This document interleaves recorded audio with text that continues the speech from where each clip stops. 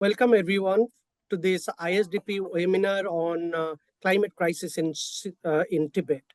This webinar is a part of a research project that the Stockholm Center for South Asian and Indo-Pacific Affairs of the ISDP is carrying out for last 1 year or so.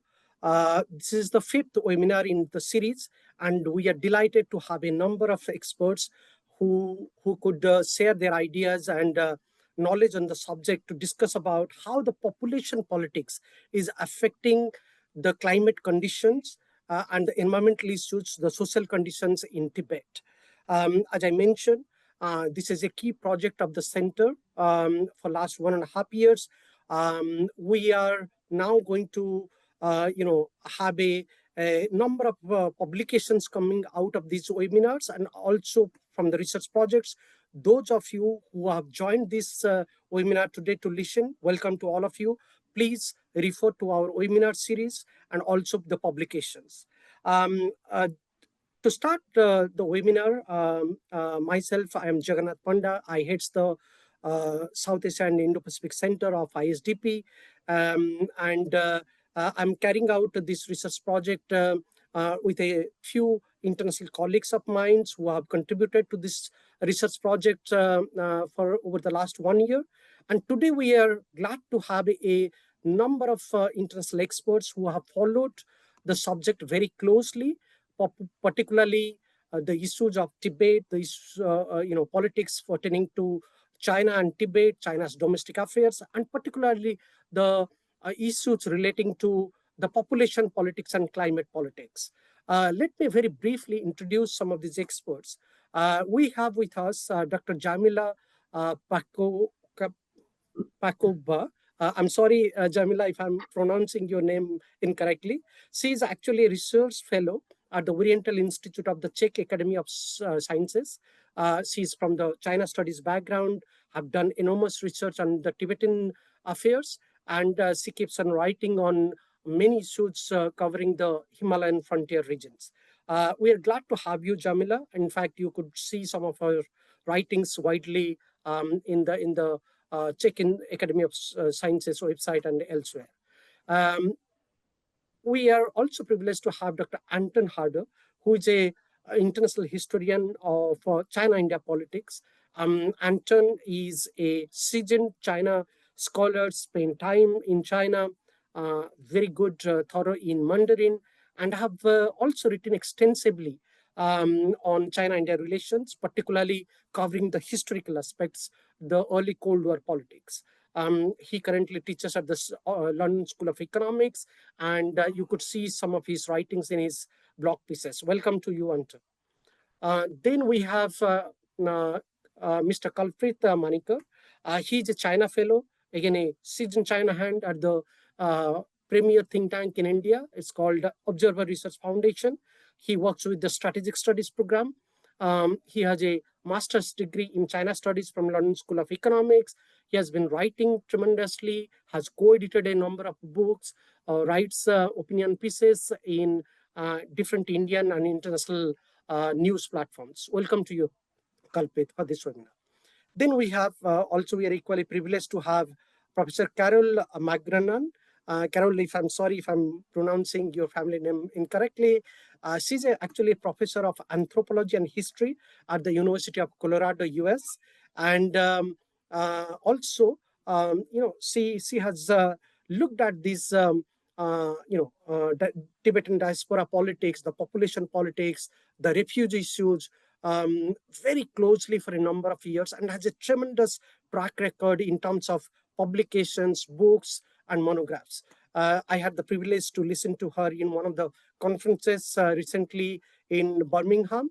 So glad to have you, Carol, for this webinar. I also take this opportunity to welcome all of our participants who have found time to join this webinar, which is a very timely webinar in the sense that the kind of politics which is emerging in between China and Tibet, it is something to closely monitor about. But more importantly, as we mentioned, our research project is focusing about the deteriorating climate conditions in the in Tibet, as well as in the Tibetan plateau and in the broader Himalayan regions. In today's webinar, we are going to discuss more about the population politics, the migration politics within China, and how there has been an influx of the Han migration to the Tibetan region, and how does that impact the social, political life of the Tibetan communities, and also affecting the socio-environmental conditions in the regions. In order to speak about some of these issues, we'll start with Jamila. Each of the speakers would be requested to share their main ideas in 5 to 7 minutes. So the first couple of questions that I would like to pose to each one of you, starting with Jamila, then Anton, then Kalpit and Carol, that what are the main goals behind China's population and urbanization policies in Tibet? How do you really read it? Is it really more about China's approach to integrate Tibet with the rest of China, or this is a measure to have a much more territorial control over Tibet? How do you really see it? And also, if you could link it with the social and cultural consequences, which is getting the traction because of the Han migration into the Tibetan regions. How does the infrastructure developments and the demographic shifts with the influx of the Han migration to Tibetan regions is actually affecting the social and cultural consequences? If you could throw some lights on this, then we'll go for further discussions as we unfold with this webinar.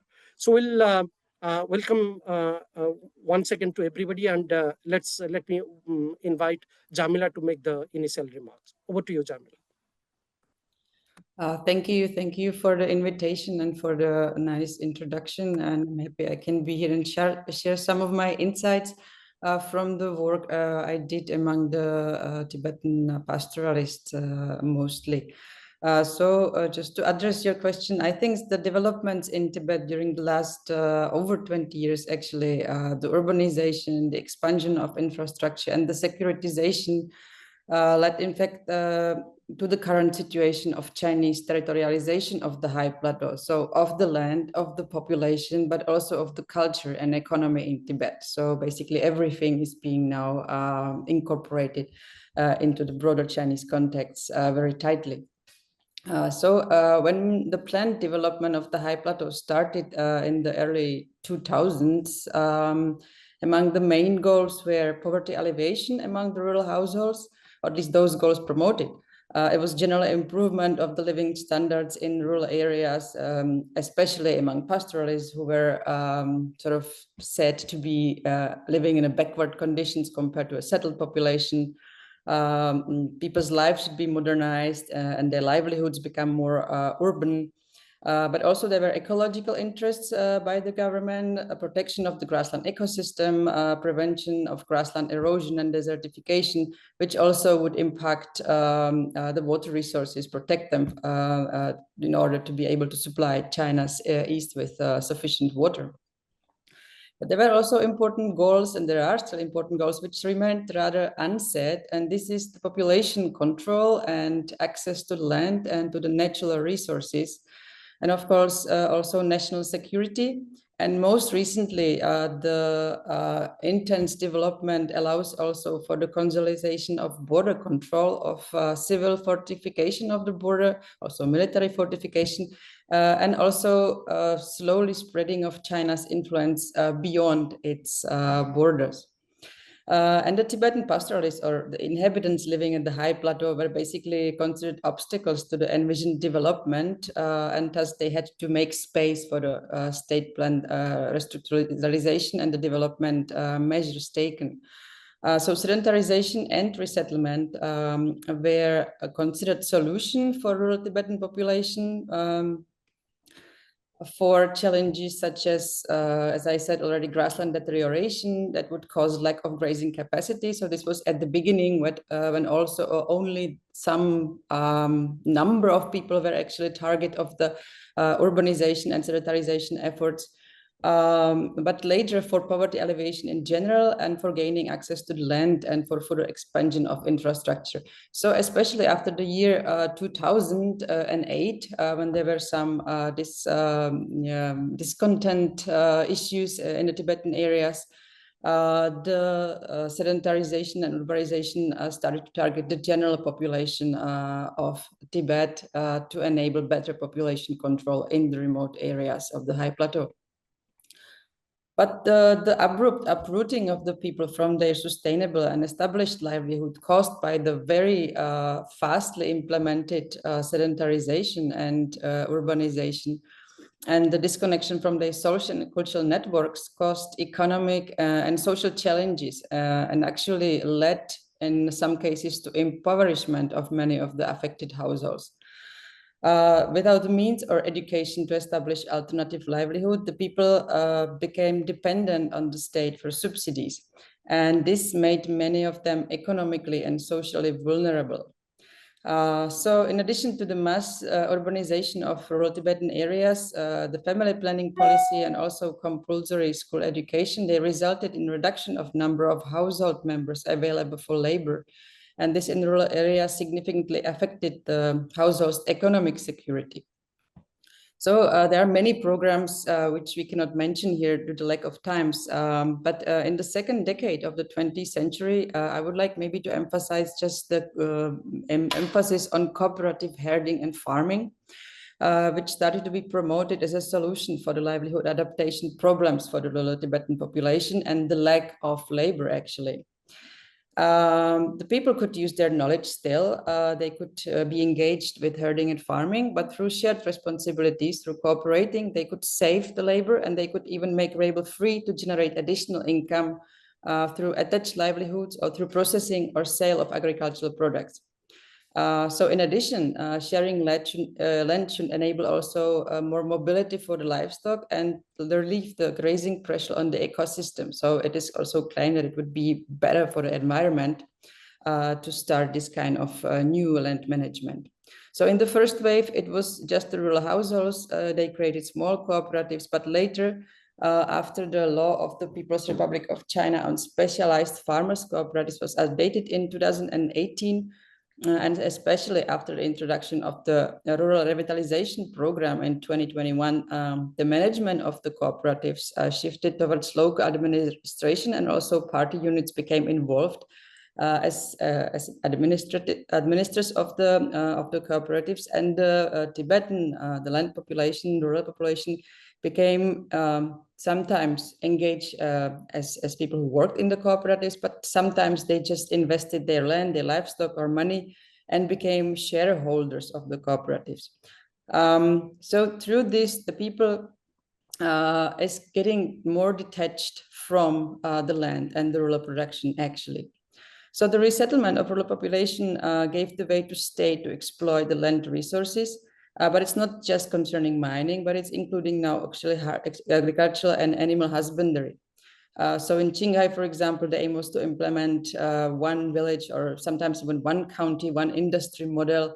So there was measures to take to introduce mass production of sometimes organic sheep and yak meat, which could then be sold also outside of the province to other areas of China.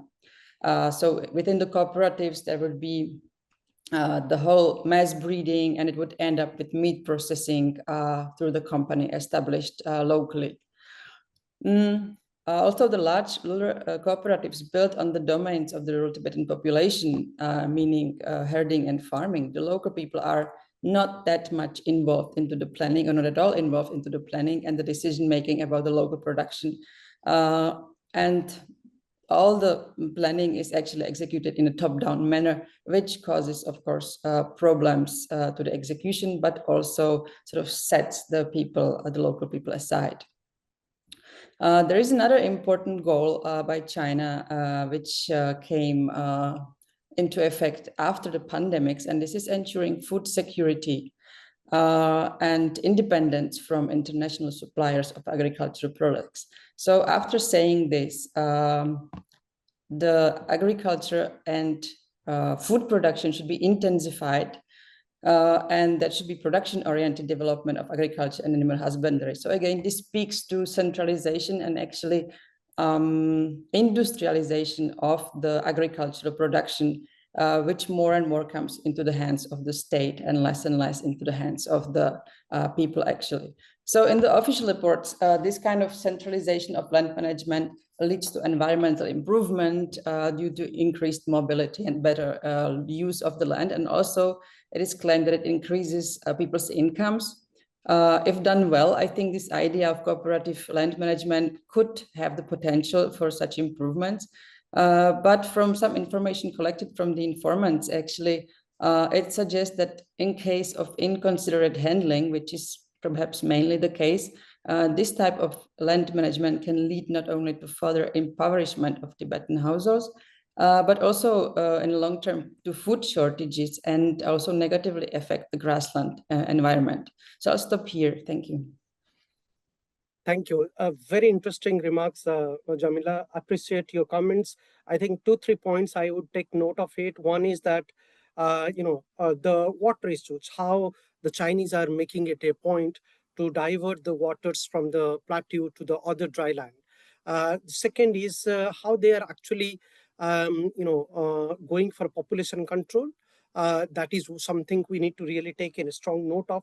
Obviously, it has wider implications, but also how the local people are becoming dependent on the state. So that is something, because originally, if you see, the Tibet as a region and also the Tibetan population, they always looked for a relative autonomy in the Chinese political system, but that was eroding over the years. So the migration issue has definitely created a lot of imbalance when it comes to social and environmental issues. With this note, let me invite maybe next to Anton to share your views, and then we'll come to other speakers. Thank you, Jagannath. Thanks very much for the invitation today to this great event, and to it's wonderful to join the other speakers here today. I met Jagannath, I should say, it was quite 20, I was trying to think when it was, 2012 or so, in the archives in Delhi, when I was doing my PhD research. So I think Jagannath mentioned, I'm a historian, or specifically an international historian, and my main field is China-India relations and the history of that in the early Cold War. That's the book that I'm looking to publish soon. So I'm not really a Tibet expert, only insofar as it's an issue obviously within China-India relations historically, and of course it continues to be. So I approach this issue both perhaps from a historical point of view, and also from a China-India perspective, more than Tibetan per se.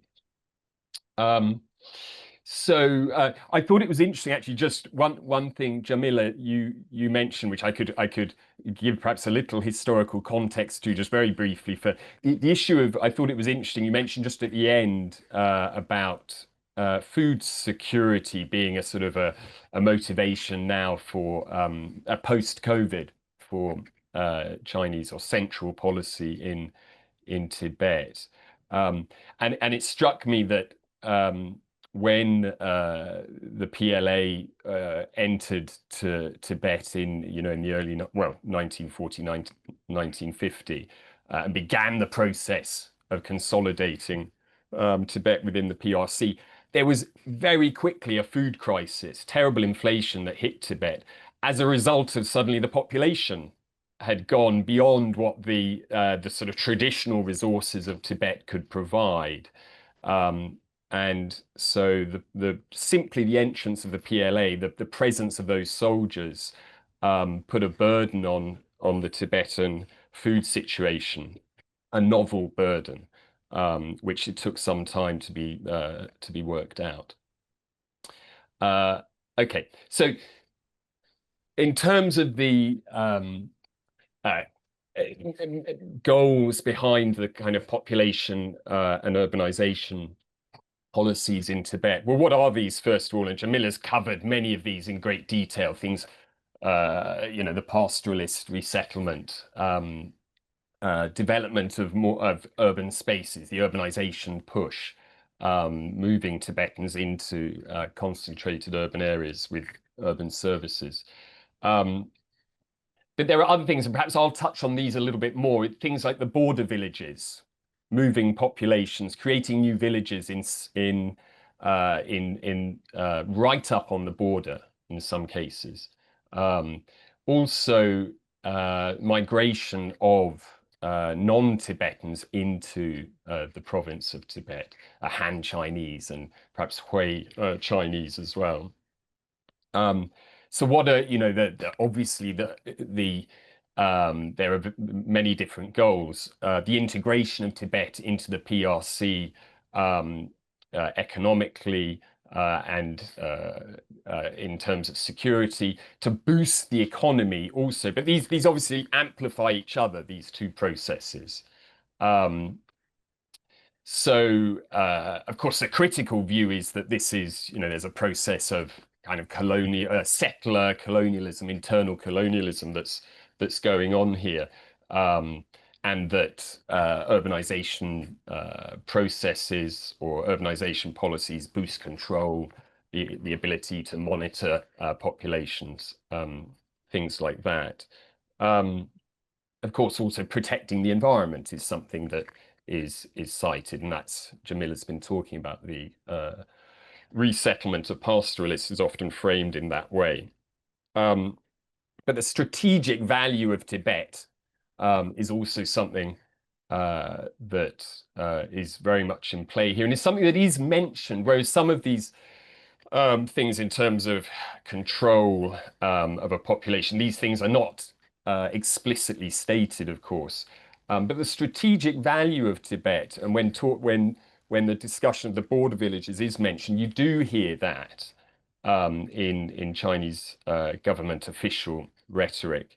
And I'm not quite sure the numbers here, but hundreds of new villages seem to have been built right up along the border with Arunachal Pradesh.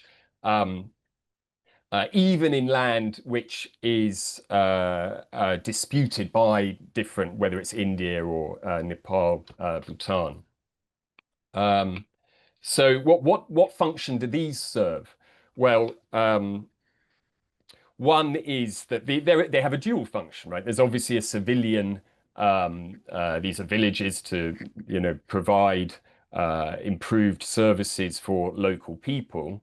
A civilian development function, but these obviously also have a security purpose, abutting the border. These function as positions from which to respond to activity on the other side, and to monitor activity on the other side. It also helps or buttresses territorial claims, creating facts on the ground. This has been compared with policy in the maritime disputes, with the building on the rocky islands and things like that in the South China Sea and East China Sea. But one other thing that perhaps isn't mentioned so often, and this is an aspect of this issue of border villages that echoes with my own research into China-India relations in the 1950s, which is that, oftentimes this can be about demonstrating to the locals on the Chinese side of the border China's kind of superior model of development, right? Look what we can provide in terms of the services in these sparkling new villages. And not just on your side of the line, but you are also demonstrating in border areas that can be perhaps less than they were, but can be porous, where people move across these borders. People from the southern side are going to encounter the kind of quality services that are available in these villages. So it's partly that kind of context that can be going on as well. The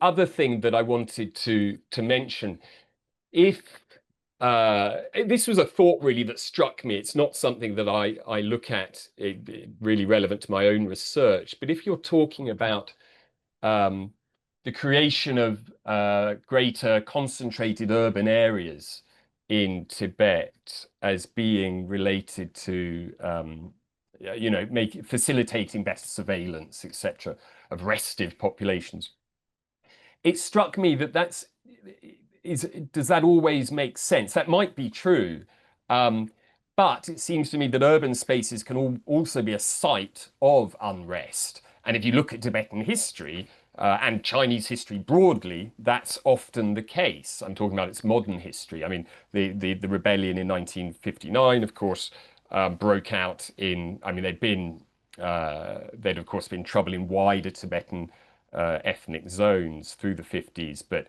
it really became an issue in 1959, transforming the relations between China and Tibet. And 2008, I think, also was mainly taking place in urban areas. So I question that, the assumption that this is about surveillance. On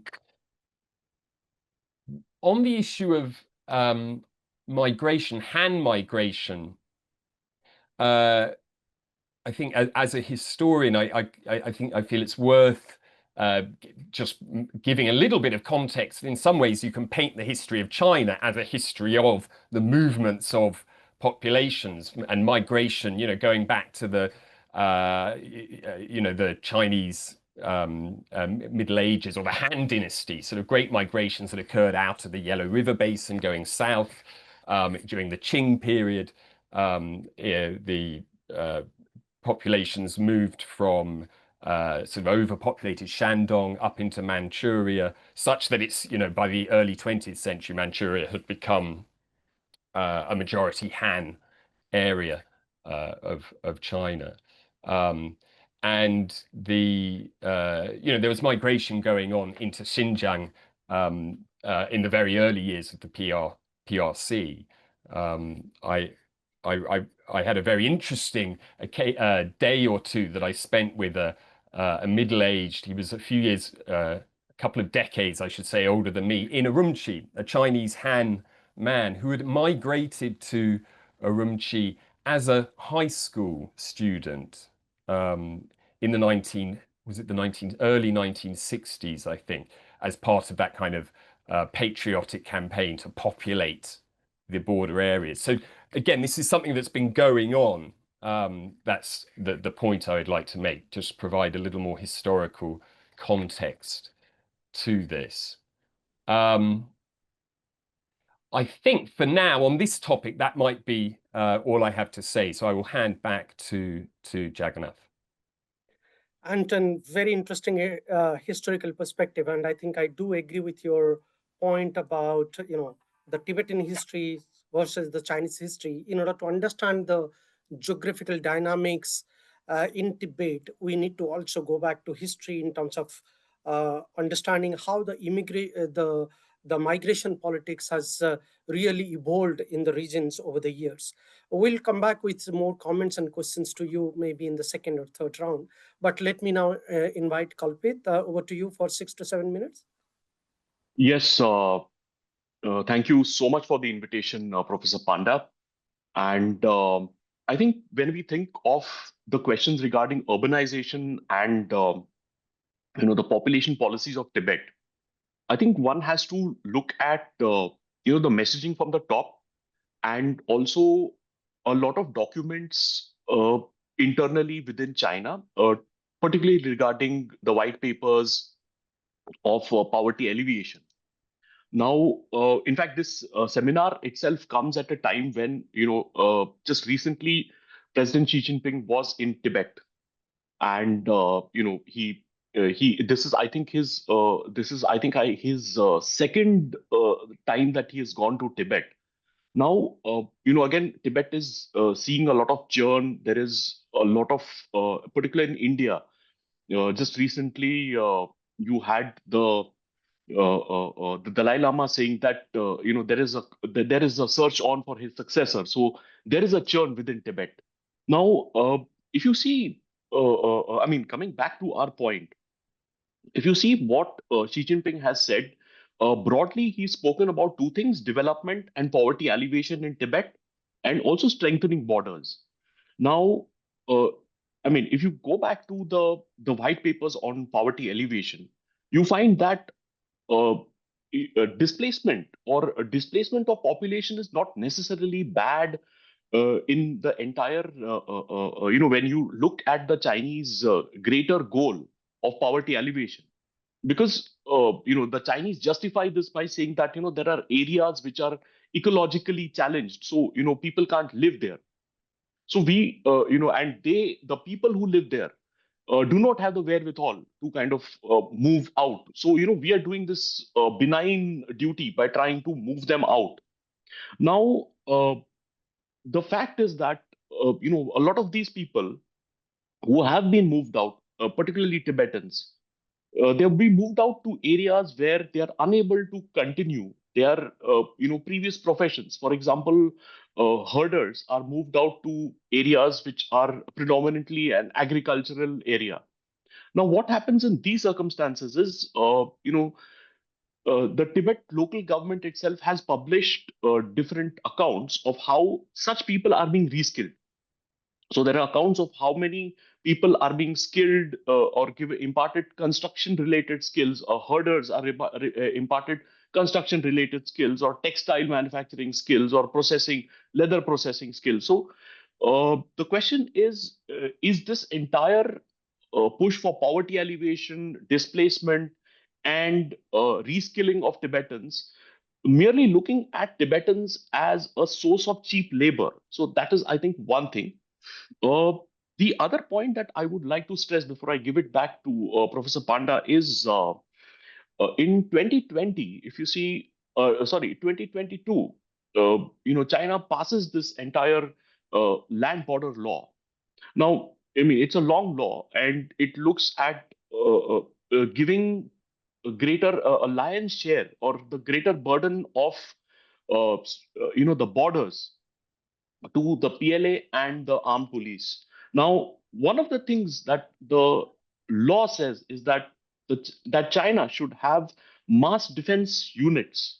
Now, it doesn't define what these mass defense units are, but look at the Shaokang villages that some of my co-panelists have alluded to and have spoken about it. So I will just stick to this point. Now, in the Shaokang villages, the mass defense units, I mean, the Chinese accounts itself talk about how many Tibetans have been involved in this program. They don't say rehabilitated, but they say involved in this program. Now, uh, again, the mass defense units are supposed to be for intelligence gathering, territorial defense, maintenance of social order. So, is the displacement also going to, use Tibetans as a kind of for intelligence gathering, or some kind of a weaponization of Tibetans? So these are the 2 points that I'd like to broadly make. And thank you. Over to you, sir. Excellent, remarks, Kalpit. In fact, going back to your first point, where Xi Jinping was in Tibet in Lhasa recently, we actually published a timely piece. You could see the speaker actually spoke in one of our webinar about this, and also about the other climate-related issues that are actually going on in Tibet. So these publications that we published is actually very useful about Xi Jinping's recent visit to Tibet. So those participants who wants to read and understand the dynamics emerging from Xi Jinping's second visit, as you Kalpit rightly pointed out, this publication will be useful.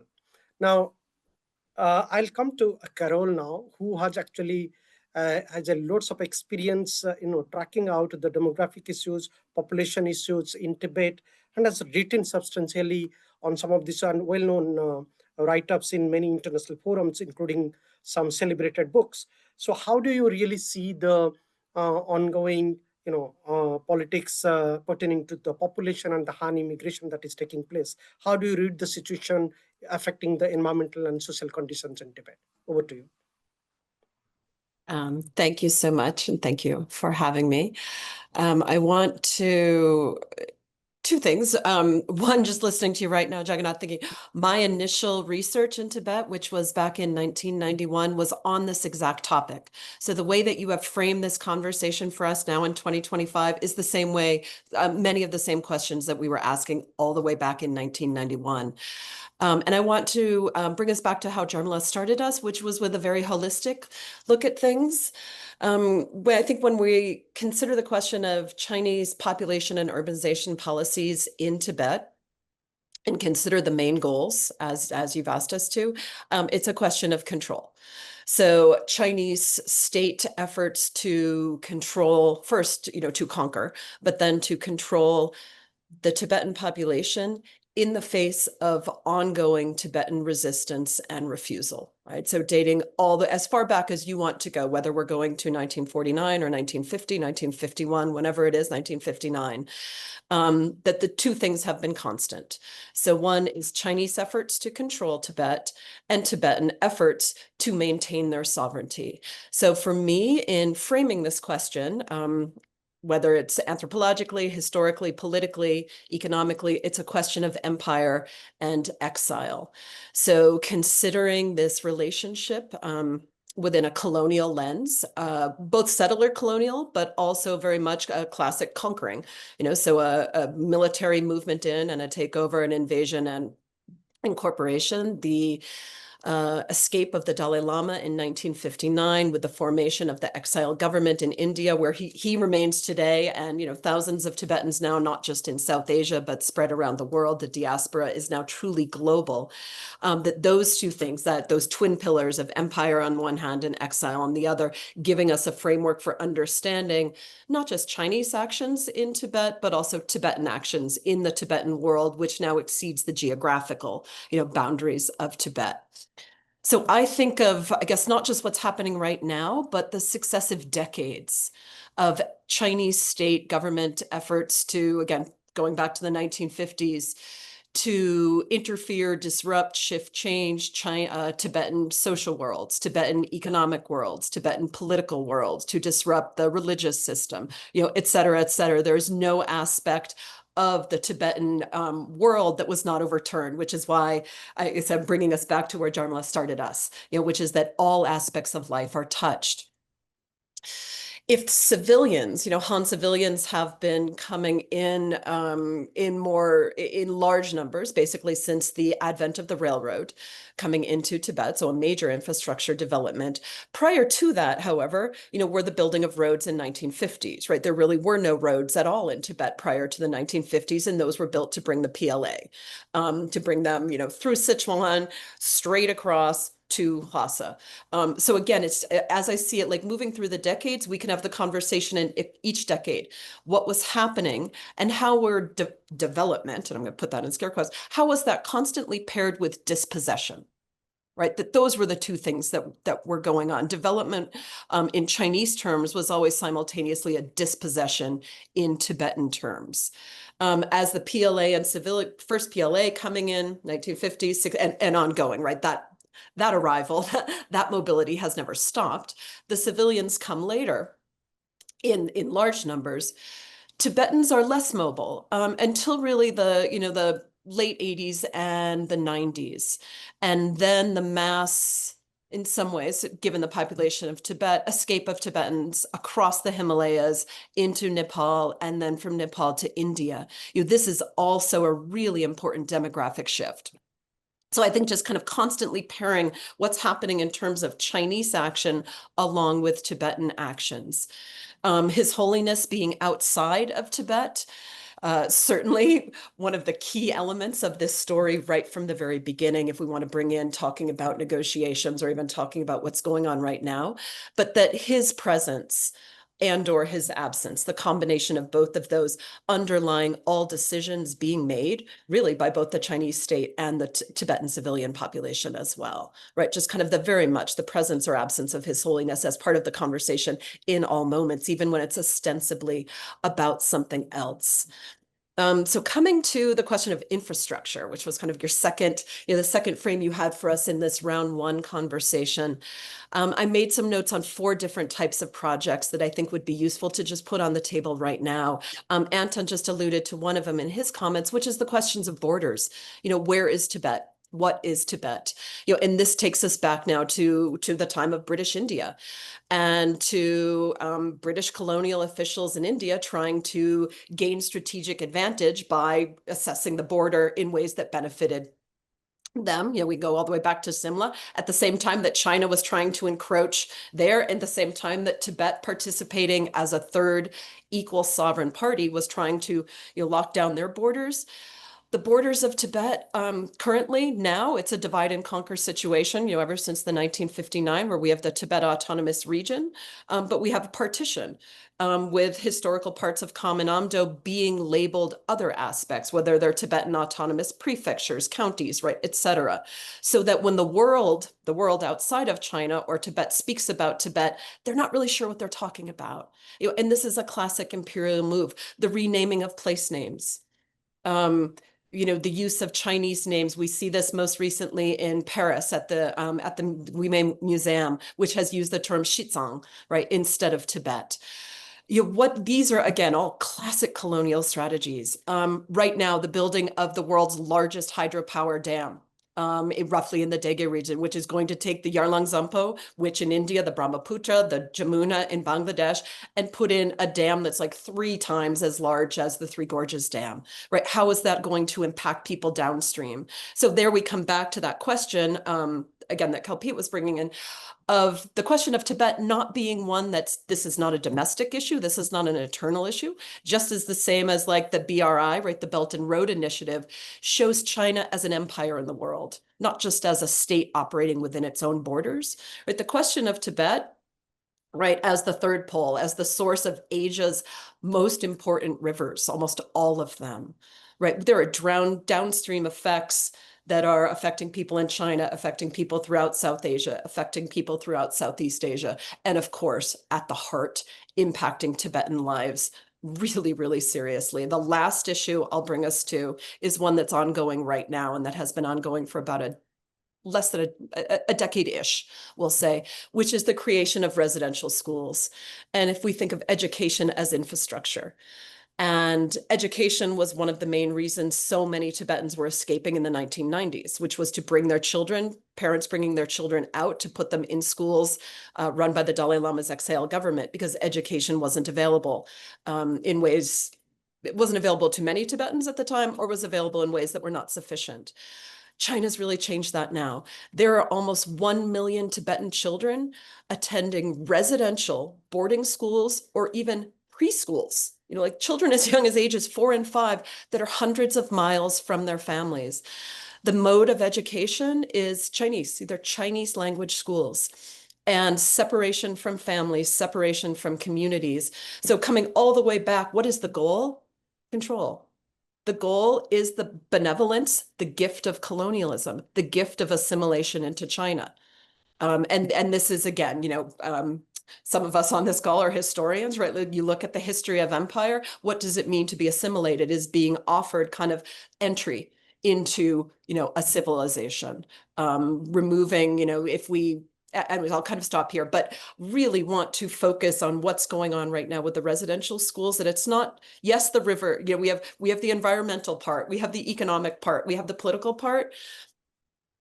When we talk about children and the loss of culture and language, then we're talking about things that now, like we have a saying in American English, at least, that the goalpost has shifted, right? Like the rules are now shifting, the landscape, the terrain is now becoming much more serious. And at a time, as we anticipate the future succession of His Holiness the Dalai Lama, at a moment that feels quite important in new ways. So I'll stop there. Thank you, Carol. I think very useful comments, and this will be interesting in the context of our discussion, particularly your point, how there is a strategy of renaming the places from Tibet to Xinjiang, and it's a classical colonial strategy being implemented today in the contemporary times, and that also has a kind of huge impact over the social upbringing of the next generation in Tibet. So with this note, let me now invite all of you to go for a little more into the deeper discussion, touching upon other aspects, particularly to what extent can the relocation of Tibetan villages and the erosion of nomadic pastoral lifestyles be seen as a forced assimilation rather than development or modernization.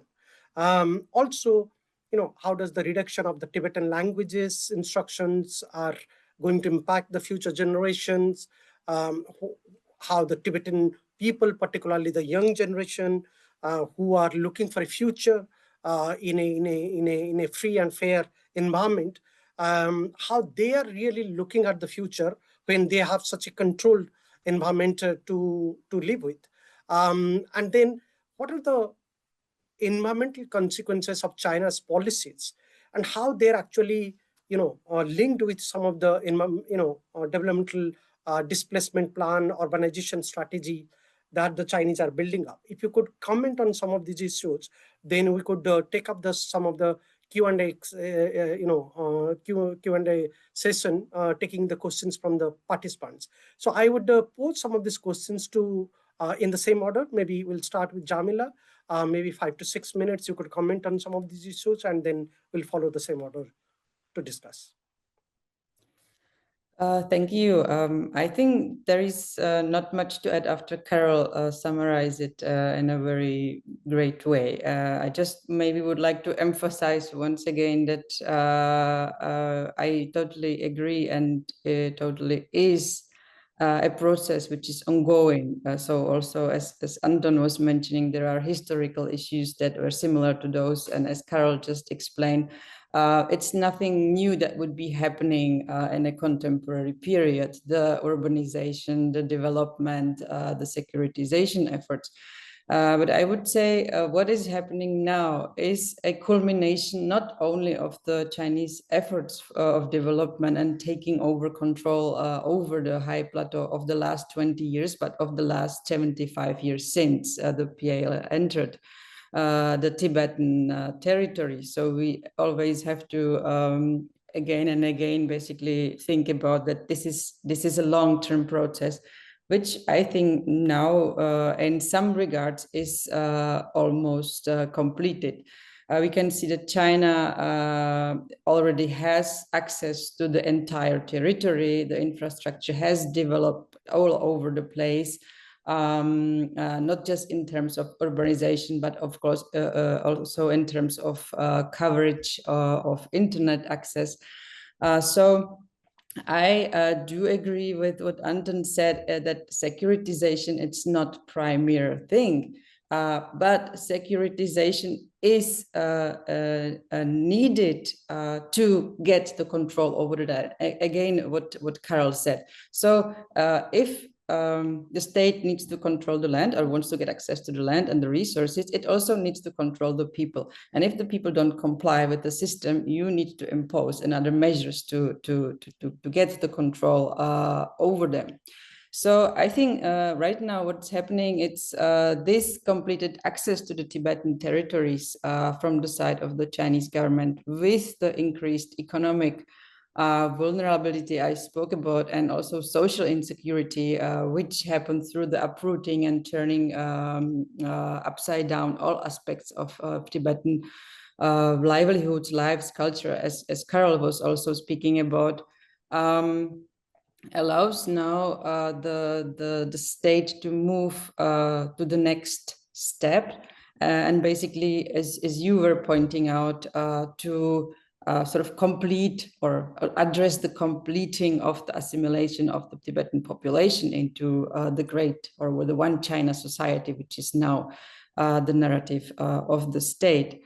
So all this social and economic insecurity, it gives the people less space to respond or to resist or to control their lives within the framework of Tibet being part of the PRC at the moment. So it eases the ongoing sinicization, which includes what Carl was also already mentioning, promotion of Chinese language instead of the Tibetan language, so that starting from kindergarten children, they are being raised in Chinese language environment, preferably. So they start to speak Chinese rather than Tibetan, which of course causes social problems at home when they may be intergenerational problems when the young children are not unable to communicate with the grandparents, etc. But at the same time, besides this so-called maybe de-Tibetanization, which would sort of try to put some repression on cultural markers such as language, such as Tibetan religions and things that are culturally Tibetan, we can also see emphasis on other ethnic cultural aspects or cultural aspects of other ethnicities, such as Han cultures, such as Hui cultures, such as the Tu cultures, Mongol cultures, so of other ethnic groups that live at the moment in the Tibetan areas of Qinghai, of Sichuan, of the TAR. So basically like raising the importance or spotting the light on the other ethnicities, it also somehow like diminishes the right of the Tibetans to claim the land, which is not from the narrative of the government being inhabited only by Tibetans. So Tibet turning into Xizang is not belonging to the Tibetans anymore. It's just a place where everybody can live. So I think this is an important aspect. The problem is, I think, like modernization, development. It's something which is happening not just in China, not just to Tibetans and Tibet. And also the Tibetans, of course, want to take advantage of all the modern things, and many of them are changing their livelihoods without any pressure from the Chinese government. But the problem I see is in the way how this is being done, that people sort of like must comply with some very fast way of implementation. They are losing control over what's happening. They cannot decide. And this actually causes the troubles. And this hinders inclusion, but it also doesn't lead to a complete assimilation. And I would say it rather leads to a marginalization. Because what China, since the 1950s, is starting to, or is emphasizing, is that the Tibetans are different, that they are backward, that they are in need of civilization and in need of help from the Chinese state. And this certainly does not encourage any kind of social mingling or inclusion into the society of China. Thank you. Anton, you have to add something? Okay. Yeah, thanks. So we're thinking of well, the relocation, the erosion of nomadic pastoral lifestyles, and the question is, we're asked, is this assimilation or is it modernization? So I'm going to address that pairing directly and say something also about language. But before I do that, I thought it struck me also, again, more sort of kind of context from the scholarship, and this question of the transformation policies to transform nomadic pastoral lifestyles. I think when my first encounter with again, I'm being, sorry, historical context, but I think it's always useful and fun at the very least. But my first encounter with Chinese history at university was the Han Dynasty and the Xiongnu people, right? The frontier kind of conflict. And a scholar like Owen Lattimore and his idea of this kind of defining Chinese history, that there's this conflict between the kind of sedentary Han agricultural cultures and what's happening out beyond that on I mean, he's really talking about the steppe, the nomadic, you know, the Xiongnu to begin with, and the Mongols, the Manchus, of course, as well. So, you know, you have a Chinese state based on this sort of agricultural culture, which is trying to expand, no doubt, the Chinese empire expanding into these areas, looking to co-opt nomads where it can, to defend against them, but also to settle the nomads themselves, but also settle others loyal to the state in these areas. So that's a kind of, you know, there's a scholarly understanding of China's history that kind of speaks to this. And people who think more directly about Tibet in a contemporary situation refer to this, that this is, you know, this is what's going on. This is a state policy to kind of pin the nomads down, which is a kind of a historical pattern that you know, has been repeating itself. And of course, Chinese scholars will point to this kind of Owen Lattimore kind approach to say, well, look, this is a natural way of things, right? To sort of to justify what's going on in terms of these policies. I thought so. The question of assimilation and modernization. I wonder if that's a sort of the assumption there that these are different. And it seems to me, actually, it can be probably very difficult to disentangle these two things. It's not really a dichotomy. So, you know, if you move Tibetans into into a city, as Kalpit mentioned, this could well be because a labour force is needed to support new industry in that location. So that's a kind of modernising process, a modernising policy. But the effect will be, to some extent, a kind of a decline in a cultural identity, and there will be an assimilative effect. So these things are going on, you know, at the same time, and maybe. You know, it's hard to work out which comes first. Is one the dominant factor, or is that not even the case? This is just the same thing. Assimilation is modernization, and that's. I mean, that's kind of what I think that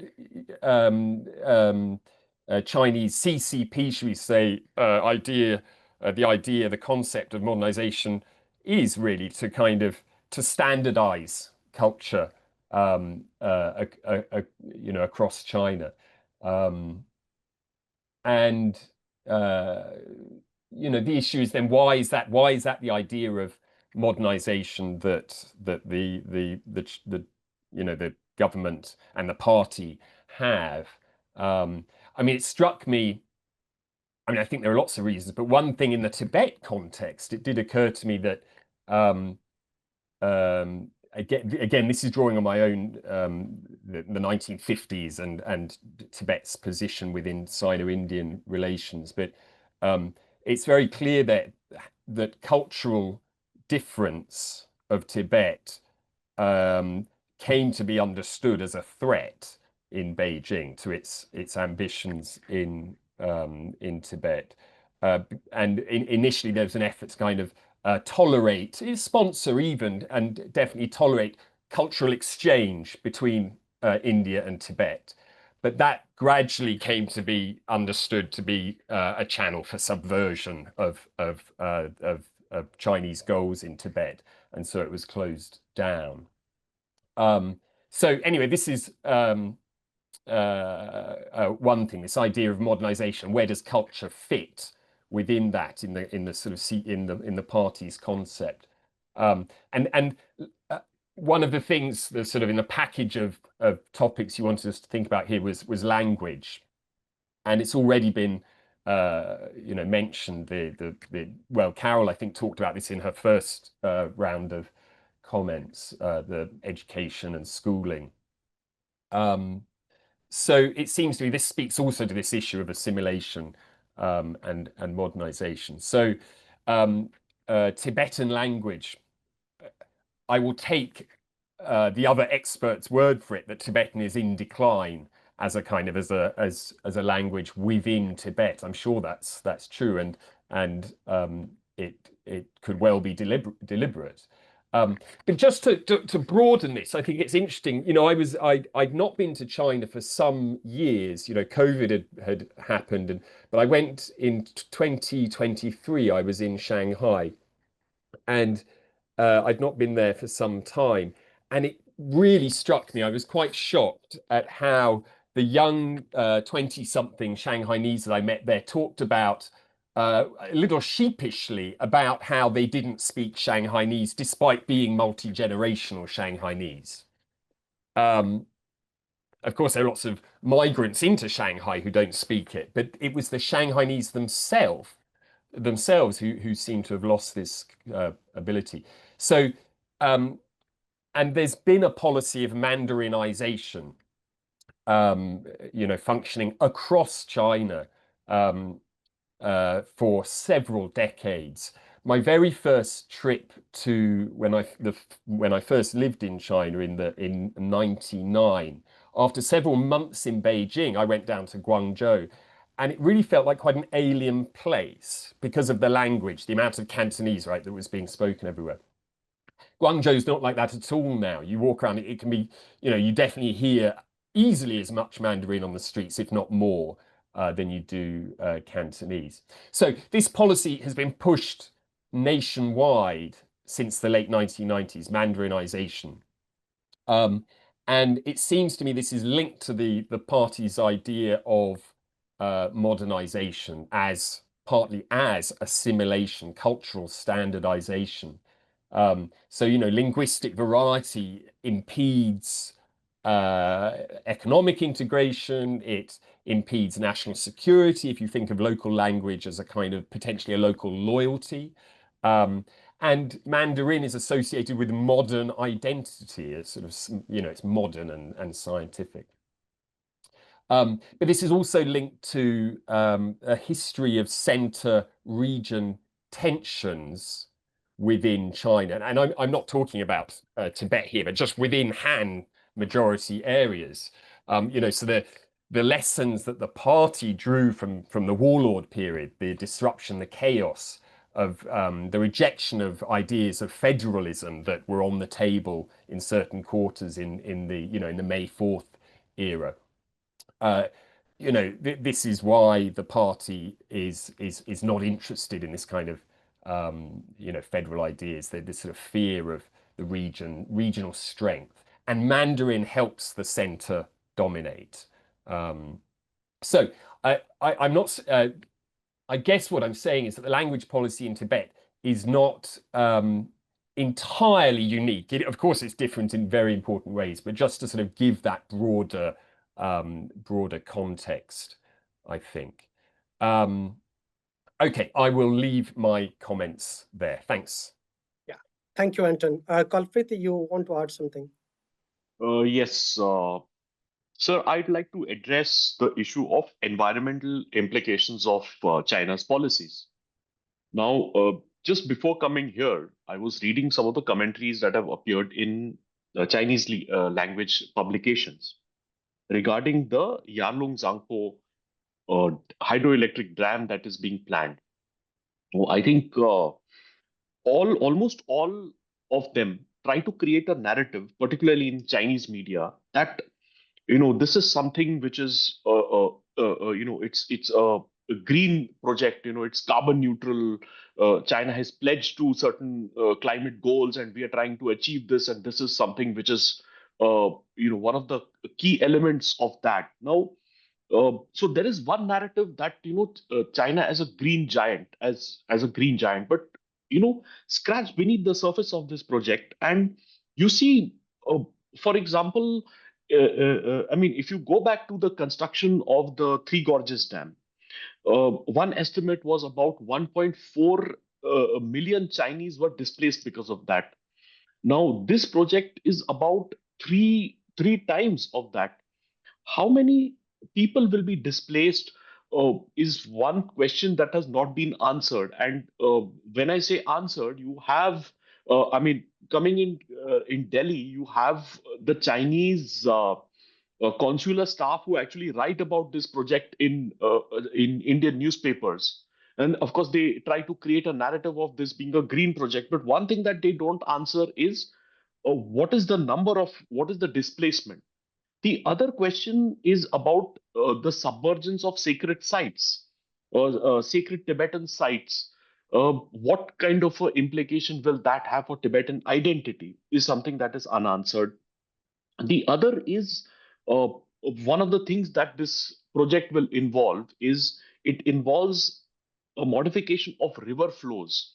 Now, all river systems are interconnected. When particularly this river flows through, the Brahmaputra flows through several northeastern states, and again, these states have a history, and every year there is flooding there. So I think this is one thing that is not being answered. India has taken this up through diplomatic channels, but we are yet to find answers as to regarding the kind of the socio environmental impact assessment of this project. Again, this project is in a earthquake prone zone. So if you see the arc of the last 3-4 decades, every 10 years you have an earthquake in Tibet. Now, again, this year you had an earthquake. You had an earthquake in 2015. Now, the question is, when you have a project which is, you are going to drill through hard rock, what is the impact assessment of that? I mean, will that lead to,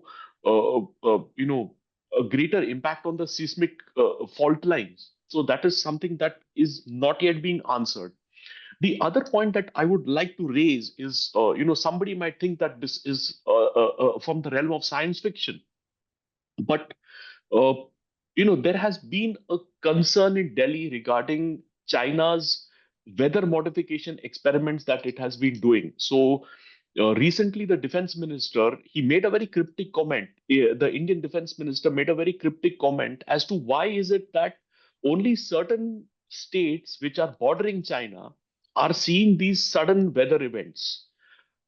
So in Delhi, in New Delhi, there is really a kind of a talk, a kind of a debate regarding this being investigated by the government. That is it really? I mean, yes, climate change, nobody is denying that, but are these only climate change, or is there something else at play? Because if you go through Chinese accounts, if you go through Chinese official documents, there is a definite thrust on experimenting as far as weather modification systems are concerned. So the Chinese itself have been saying that between 2020 and 2025, in the last 5 years, we have been doing certain weather experiments. In fact, in the Tiananmen Square, when the Communist Party celebrated its centenary, they openly boasted about the fact that weather modification had been used to kind of bring down the pollution or the kind of emission levels that were there at that point of time. So I think broadly two questions remain: is the impact assessment of the Yarlung Zangpo hydroelectric project that is being planned, and China's ambitions regarding weather modification. So I leave it at that, sir. Excellent. Thank you. Carol, over to you.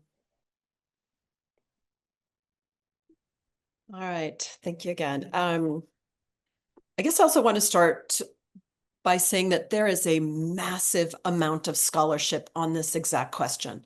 Jarmila, of course, is one of the scholars who has contributed to this, but both Tibetan scholars as well as non-Tibetan scholars from around the world, the question of nomadic resettlement, or the resettlement of nomads, of state policy, of this being a project of forced assimilation and urbanization.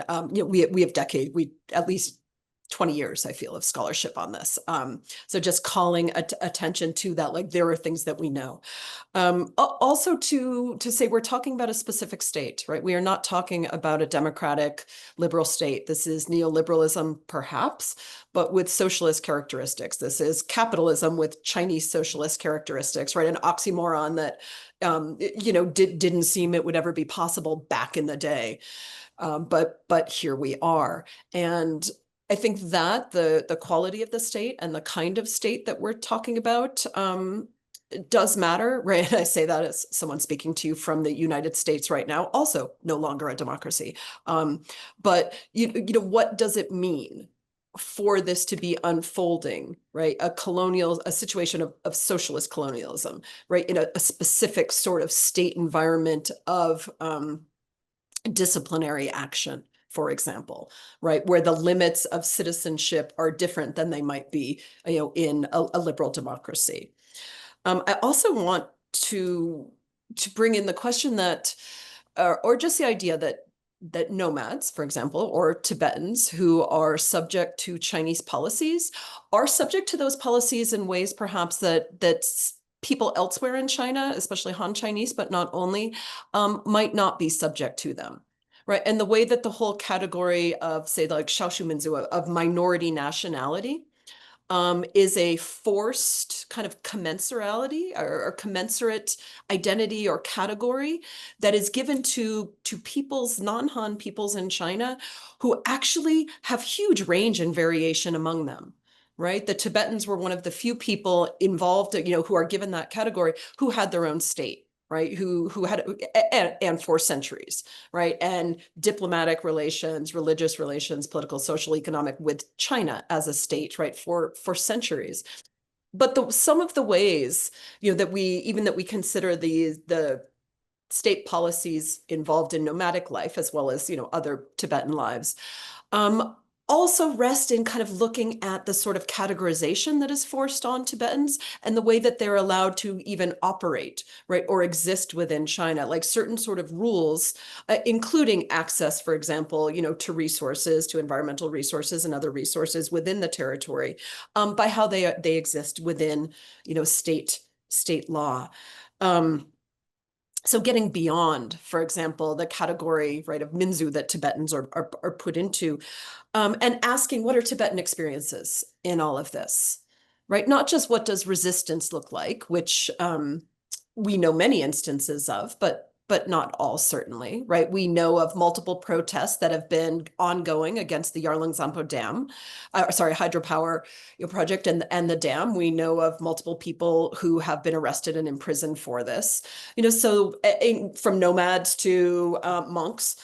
What does the everyday look like, right? What does everyday life look like?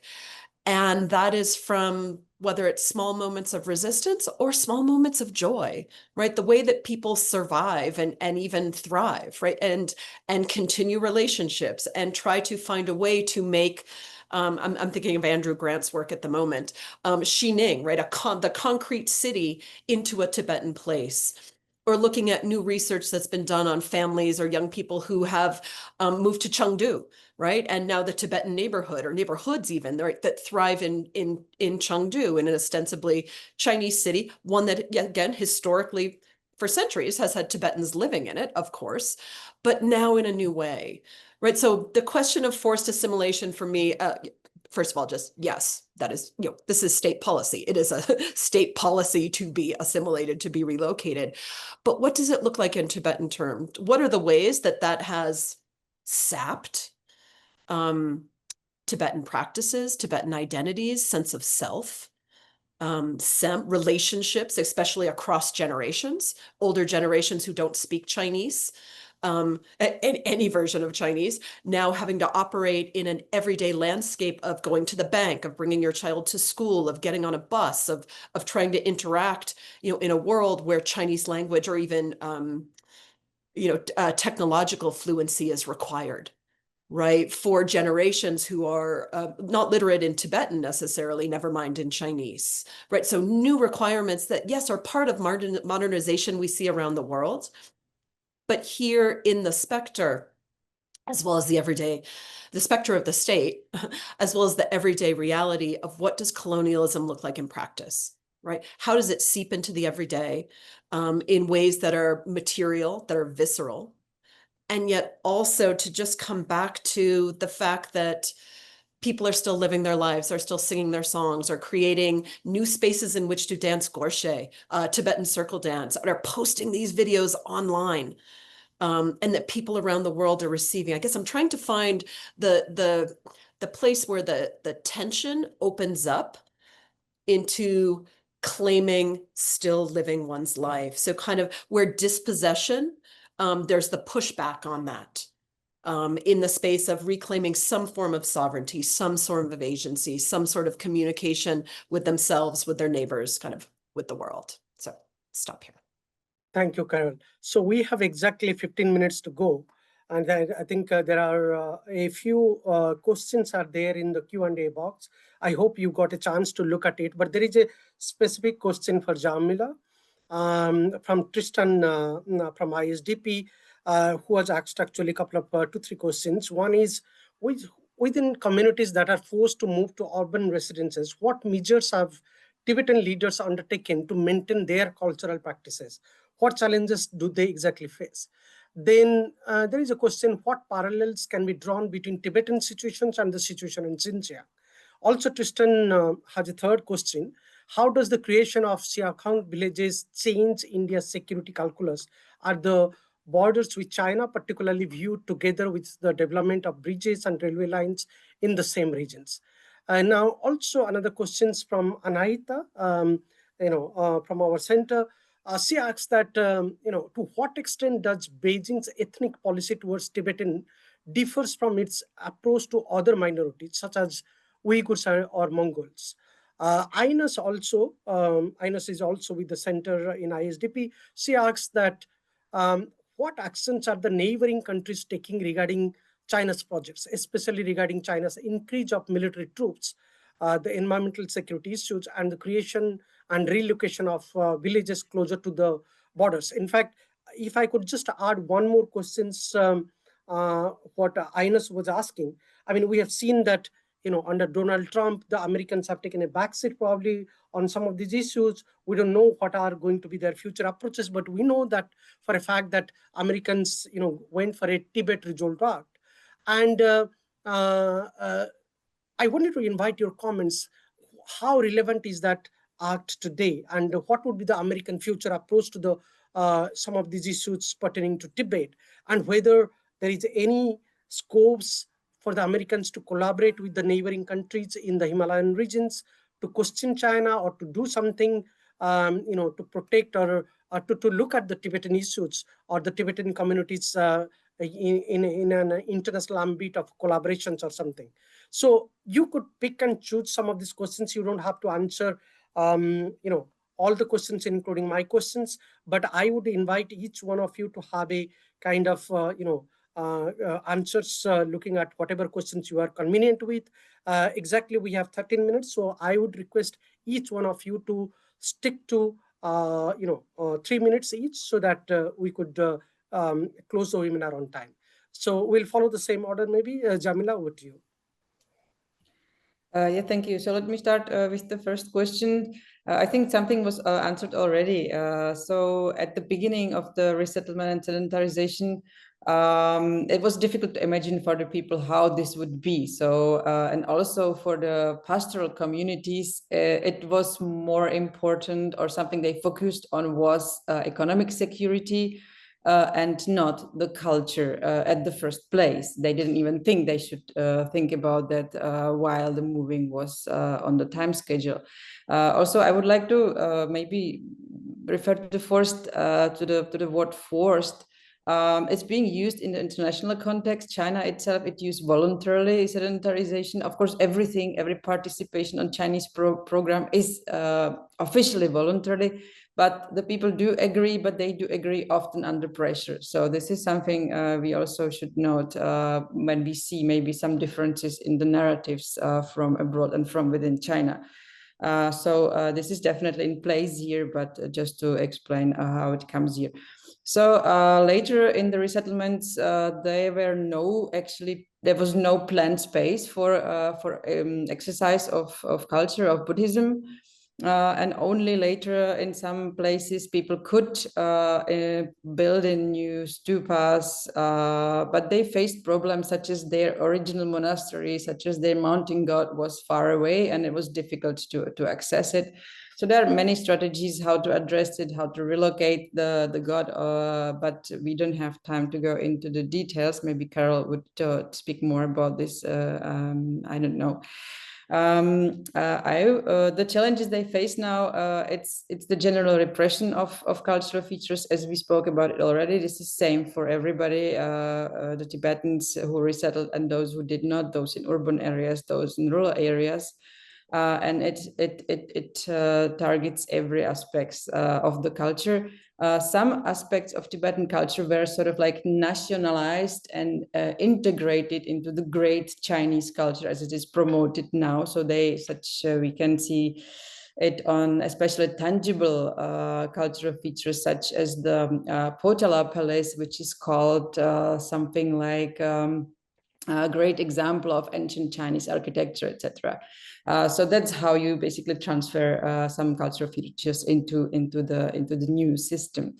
And I would like to partially address the following questions regarding the similarities or differences between the approach of the state towards Tibetans and Uyghurs or Mongols, etc.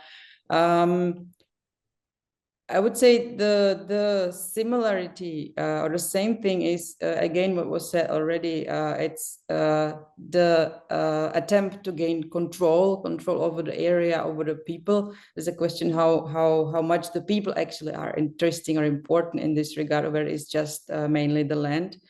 It's the implementation itself, it's different because it's being adjusted to the local and cultural specifications, but we can see in all cases that there is taking place strong destruction of social cultural ties and securities. And maybe I would like to emphasize at the very last question sentence, I don't think it's in particular about the Tibetans, the Uyghurs, the Mongols, or the Han Chinese. But it is about gaining control and maintaining power of the CCP in China. And this is back to what Anton was saying some time back, that these kind of things are taking place also among Han Chinese.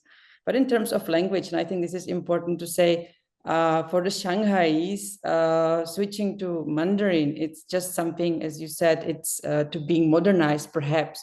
But shifting to Chinese from Tibetan for the Tibetan means giving up their national identity as Tibetans. So I think there's a big difference in that. Thank you. Thank you. Anton? Unmute. Okay, just quickly, in terms of differences Tibet with other regions, Xinjiang, so Tibetans, Uyghurs, I mean, a major difference is the presence of the exile government abroad, right? That just really makes things a unique case for Beijing, that they have to negotiate. I mean, not negotiate, but negotiate that presence. It's interesting how little is often said by, I mean, Pakistan is an example, Muslim countries in terms of, Beijing's policies towards Uyghurs.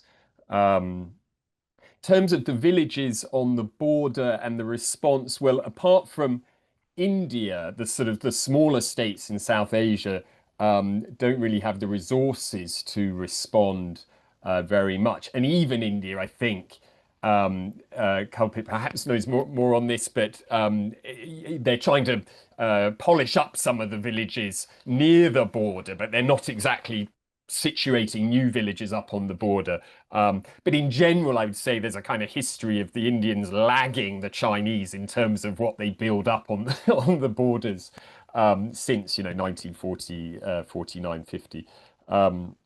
I think you were talking about with Trump, the American situation and their role here. What might happen? Who knows? Of course. But did you asked us to think about the Resolve Act, which came in the year before under Biden. What interests me about this is the obvious this battle over discourse hegemony, which is sort of the way in which it's phrased in Beijing. This is being challenged, the idea that the West controls narratives, and this underpins sort of US and Western hegemony. And the narratives, of course, around Tibet but more broadly Chinese history is one way in which this discourse battle is going to go on. And it's been going on here to an extent, right? Or at least this identity of what a greater kind of sense of what China is. Tibetans are Chinese. This Han category melts away, and there's a kind of all of the different minority ethnic groups are Chinese by definition. So that's a discourse coming from Beijing, and the Resolve Act, I guess, is a kind of formalizing a US attempt to, well, they say this, to counter these narratives coming out of China, to say, no, this isn't what we think of as China. These are distinct cultural groups with distinct histories, which we will celebrate. And and China is empire building when it advances its narrative about greater China. So that's what I find interesting, this battle of discourse in this area. Thanks. Thank you, Anton. Kalpit? Yeah, hi. Very quickly, I think I'll just integrate Tristan's and Ain's questions. Now, regarding Shaokang villages, I think one has to be cognizant of the fact that for a long time, India's official policy before 2014 was that India did not want to develop infrastructure along the border for the fear that it will, or it was supposed to be a guarantee that if in the eventuality China attacks, it will kind of try to at least retard the movement of troops towards the hinterland. So this was conventional thinking. Now, post 2014, what has changed is, and I think Professor Harder alluded to it. See, there has been a great deal of developing at least civilian, roadworks, motorways along the border, creation of tunnels, connectivity. So that has improved. And 2 years ago, what the government did is it launched what is called as the Vibrant Villages program. Now, the Vibrant Villages program is basically, it tries to create infrastructure related to livelihood, tourism in a lot of border villages. So in that way, if the government's idea is that it can kind of stymie migration from the border villages to the hinterland, that itself will be a kind of a security. So that's one thing. I think regarding Ain's question, one is there is a greater emphasis on military modernization in the Indian army. I mean, India faced a kind of a border standoff with China for the last since 2020. So I think that has pushed India towards structural reforms in the army, military modernization, and indigenization of weapon production. So I'll stop there. Thank you, Kalpit. Carol? Okay, very quickly. I first just wanted to speak to the issue of Nepal, which is quite different from India, right? India and China, equal powers can have the sort of conversations and relationship that Nepal, which is a much, much smaller and weaker country, can have. So China has basically in the last 20 years moved in to Nepal with real force in ways that just did not exist before. taking over the markets with infrastructure projects from roads to hydropower to, all sorts of things. But most importantly, and for the context of Tibet, I think I would say is the China now trains Nepal's police. China is involved in intelligence regarding Tibet. So the way that China has really gotten involved, I'm underselling this, with Nepal's disciplinary and security forces is really important for this conversation, and comes, it comes to bear on things like resources and not just monitoring of Tibetan refugees in Nepal. How does that link up to the question of the USA? So, after 1947, when the British were kicked out of India, the United States, at this point in the Cold War, is the country that steps in and inherits, right, that external role, diplomatic role vis-a-vis Tibet and China that in India, that the British Empire had held before. And so since the 1950s, it has been the United States, which has been the country that has sort of led in terms of how foreign powers are intervening, commenting on, trying to support Tibet, trying to negotiate with China, et cetera, right? So we have policies, formal and informal, in the United States, going all the way back to the 50s for this. What's happening right now that I think is so important, the Tibet Resolve Act from 2024, and I think also if we go to 2020, the Tibetan Policy and Support Act, both of which is more about the statement from the U.S. government that they will support the Tibetan people's ideas about the reincarnation of the Dalai Lama, right? That China does not have the right to do that, which China has claimed that they do. Is the United States and EU and other governments around the world kind of joining in, albeit a bit slowly, to say that Tibetan sovereignty matters, wherever that happens to lie, whether it's with people inside Tibet, whether it's with the exile government, but that like the borders of Tibet, what constitutes Tibet, whose Tibet leader is, the future of Tibet is not just something that China gets to decide.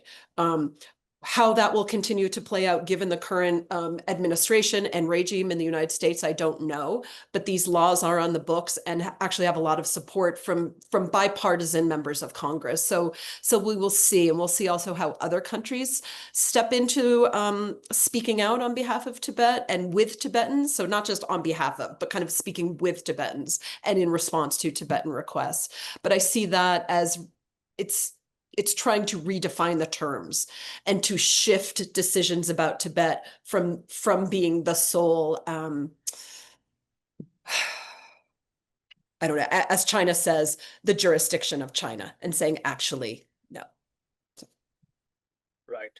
No, that was excellent. But thanks to all of you. There is a comment, interesting comment from Lauren Hartley. I would like to read that and end the webinar because this is very useful in the context of our discussion. Lauren writes, basically it's a response to Carol's point. In some context, a significant portion of the urbanization we see in the county seats, for example, is driven by local Tibetans investing and purchasing apartments in the city, not just in Xinjiang or Chengdu, but newly formed urban centers. We need to be careful of conflicting forced course incentivized localization of rural population with all urbanizing trends. This denies the forms of agency and choice that do exist. It's a valid point though. And also interestingly, Lauren writes, as far as the implications for environment is concerned, some school of thoughts argue that urban living is the most environmental. On the counter side, as speakers, all of you pointed out, that the traditional models of livelihood, be it nomadic, agricultural, perhaps the trade aspects, are disrupted. And culture is surely embedded in daily practices. So I think this is a very valuable comment. And we end with these comments and also take this opportunity to thank all of you, all the 4 speakers, for your insightful conversation today. We'll prepare a report out of this. Also, the recording of this webinar will be uploaded in ISDP website. To all of our participants who have joined, you could see the recordings again or share it with your friends or colleagues who wants to hear those who have missed out this interaction today, and also look for our publications, forthcoming publications, and more on this topic. With this note, let me thank all of you, those who have joined from different places to listen to our conversation today. Also with this note, to thank to all the excellent four speakers. We're privileged to have your insights. And also, I take this opportunity to thank our ISDP teams who have been the backbone on, kind of our strength in terms of setting up this webinar. Thanks goes to our, my colleague Anna Yarmuth, Tristan, Anahita, and Ines for helping me to put up this webinar today. Thank you very much, and wish you a very good evening and good week ahead. And please stay in touch with us. Thank you very much.